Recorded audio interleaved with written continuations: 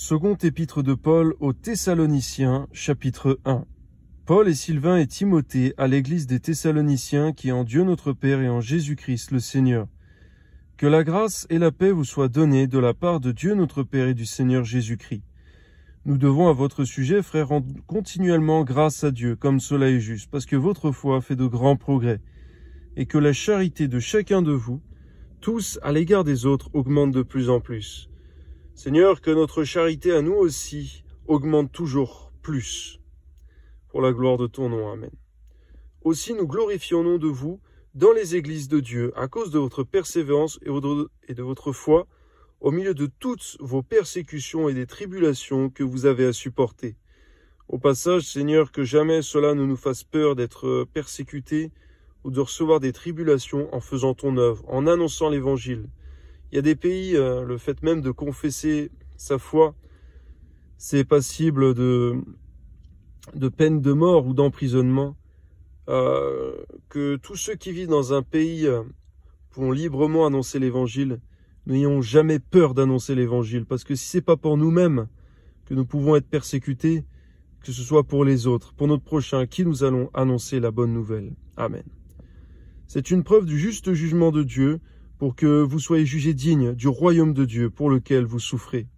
Car il est de la justice de Dieu que de rendre l'affliction à ceux qui vous affligent, et de vous donner à vous qui êtes affligés du repos avec nous, lorsque le Seigneur Jésus apparaîtra du ciel avec les anges de sa puissance au milieu d'une flamme de feu, pour punir ceux qui ne connaissent pas Dieu et qui n'obéissent pas à l'évangile de notre Seigneur Jésus-Christ. Ils auront pour châtiment une ruine éternelle, loin de la face du Seigneur et de la gloire de sa force, lorsqu'il viendra pour être en ce jour-là, glorifié dans ses saints et admiré dans tous ceux qui auront cru, car notre témoignage auprès de vous a été cru. C'est pourquoi aussi nous prions continuellement pour vous, afin que notre Dieu vous juge digne de la vocation et qu'il accomplisse par sa puissance tous les desseins bienveillants de sa bonté, et l'œuvre de votre foi pour que le nom de notre Seigneur Jésus-Christ soit glorifié en vous, et que vous soyez aussi glorifiés en lui, selon la grâce de notre Dieu et du Seigneur Jésus-Christ. 2 Thessaloniciens, chapitre 2.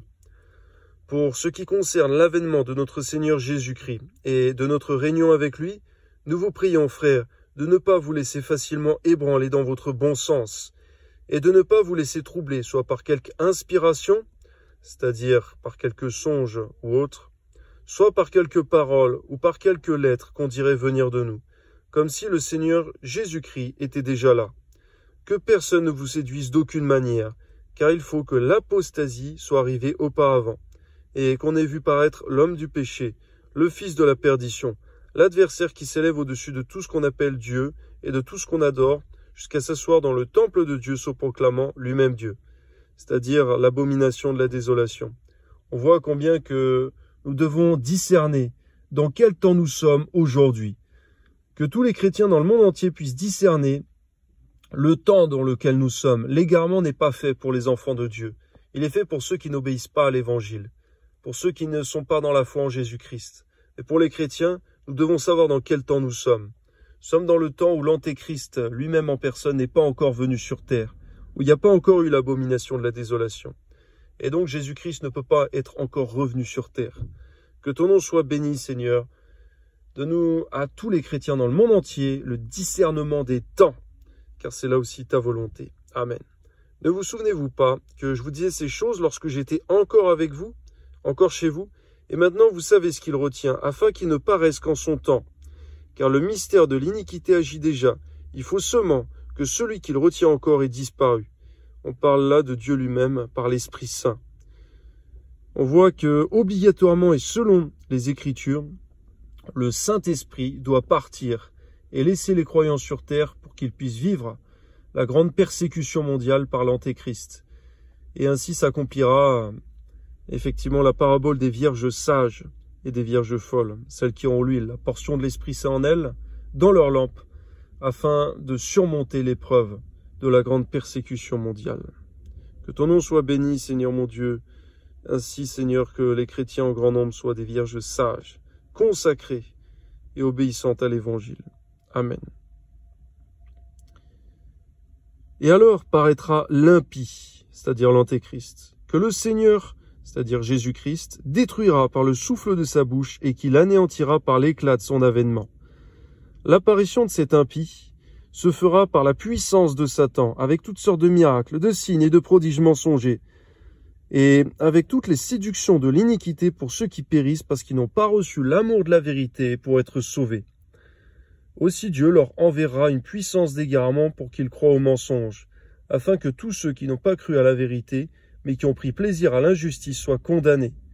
Pour nous, frères bien-aimés du Seigneur, nous devons à votre sujet rendre continuellement grâce à Dieu, parce que Dieu vous a choisi dès le commencement pour le salut, par la sanctification de l'Esprit et par la foi en la vérité. C'est à quoi il vous a appelé par notre évangile pour que vous possédiez la gloire de notre Seigneur Jésus-Christ. Ainsi donc, frères, demeurez fermes et retenez les instructions que vous avez reçues, soit par notre parole, soit par notre lettre, que notre Seigneur Jésus-Christ lui-même et Dieu notre Père, qui nous a aimés et qui nous a donné par sa grâce une consolation éternelle et une bonne espérance, console vos cœurs, et vous affermisse en toute bonne parole et en toute bonne œuvre et en toute bonne parole. 2 Thessaloniciens chapitre 3. Au reste, frères, priez pour nous, afin que la parole du Seigneur se répande et soit glorifiée, comme elle l'est chez vous, et afin que nous soyons délivrés des hommes méchants et pervers, car tous n'ont pas la foi. Le Seigneur est fidèle, et il vous affermira et vous préservera du malin. Nous avons à votre égard cette confiance dans le Seigneur que vous faites et que vous ferez les choses comme nous le recommandons. Que le Seigneur dirige vos cœurs vers l'amour de Dieu et vers la patience de Christ. Amen. Donne-nous de manifester l'amour et la patience de Christ, car c'est là ta volonté. Amen. Nous vous recommandons, frères, au nom de notre Seigneur Jésus-Christ, de vous éloigner de tout frère qui vit dans le désordre, et non selon les instructions reçues de nous. Vous savez vous-même comment il faut nous imiter, car nous n'avons pas vécu parmi vous dans le désordre. Nous n'avons mangé gratuitement le pain de personne, mais dans le travail et dans la peine. Nous avons été nuit et jour à l'œuvre, pour n'être à charge à aucun de vous. Ce n'est pas que nous n'eussions le droit, mais nous avons voulu vous donner en nous-mêmes un modèle à imiter. Car lorsque nous étions chez vous, nous vous disions expressément, si quelqu'un ne veut pas travailler, qu'il ne mange pas non plus. On voit que c'est un devoir que pour l'homme de travailler, afin de subvenir aux besoins de sa famille aussi, à ceux qui sont dans le besoin, à ceux qui sont indigents, selon ta parole. Également, tu recommandes de se séparer de tous ceux qui se disent frères, mais qui vivent dans le désordre. À combien c'est déjà ton Esprit Saint lui-même qui nous met cela à cœur. Donne-nous simplement d'être obéissants à ta parole et à ton Esprit, et à savoir exhorter les uns les autres et intercéder pour les uns et les autres. Amen. Nous apprenons cependant qu'il y en a parmi vous quelques-uns qui vivent dans le désordre, qui ne travaillent pas, mais qui s'occupent de futilité. On peut dire aussi de futilité, de distraction, de vanité. Garde-nous de ces choses, Seigneur. Nous ne voulons pas occuper le sol, la terre, inutilement. Car chaque jour, nous devons être utiles pour ton œuvre. Amen. Nous invitons ces gens-là et nous les exhortons par le Seigneur Jésus-Christ à manger leur propre pain en travaillant paisiblement. C'est vrai, tu ne nous appelles pas à travailler en épuisant toutes nos forces, à ne pas travailler jusqu'à l'épuisement, à l'esclavage, mais simplement à travailler paisiblement. Toi soit la gloire, Seigneur, au nom de Jésus. Amen. Pour vous, frères, ne vous lassez pas de faire le bien.